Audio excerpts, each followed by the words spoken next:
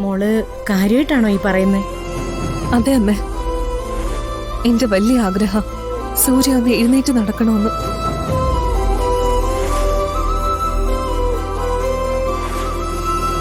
എന്നിട്ട് സൂര്യയോടൊപ്പം പൊതി തീരുവോളം ജീവിക്കണമെന്ന്.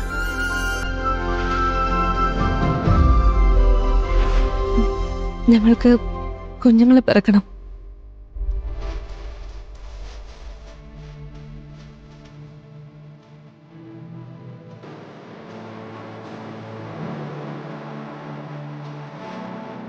ചികിത്സയുടെ കാര്യത്തിൽ എനിക്ക് വിരോധമൊന്നുമില്ല.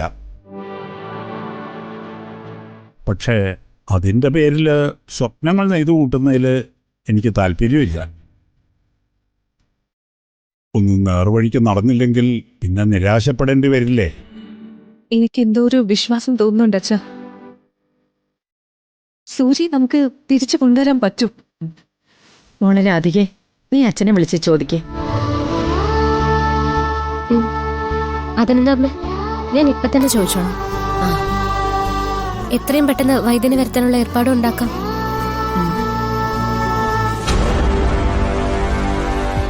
തീരുമാനം എന്തായാലും നന്നായി. അച്ഛാ, സൂര്യ ചിലപ്പോ താല്പര്യക്കുറവ് കാണിച്ചെന്നിരിക്കും. അത് ഞാൻ പറഞ്ഞോളാം. മോളെ കൽപ്പന, മരുന്നുകൊണ്ട് മാത്രം പ്രയോജനം ഉണ്ടാവണമെന്നില്ല. മനസ്സറിഞ്ഞ് ഭഗവാനോടുള്ള പ്രാർത്ഥന ഉണ്ടാവണം. നിന്റെ ആ പ്രാർത്ഥനയാവും എന്റെ മോനെ തിരിച്ചു കൊണ്ടുവരുന്നത്. ഞാൻ പ്രാർത്ഥിച്ചോളാം അമ്മേ. എത്ര വലിയ വ്രതം വേണമെങ്കിലും എടുത്തോളാം.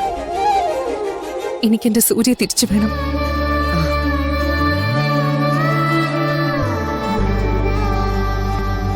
പത്മിനി, ഇതൊരു വല്ലാത്ത മാറ്റമാണല്ലോ.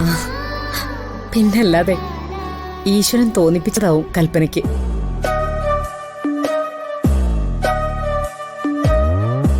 അതെ അതെ, ഈശ്വരൻ തോന്നിപ്പിച്ചത് തന്നെ അല്ലേ രാധിക മോളെ? അതെ അതെ.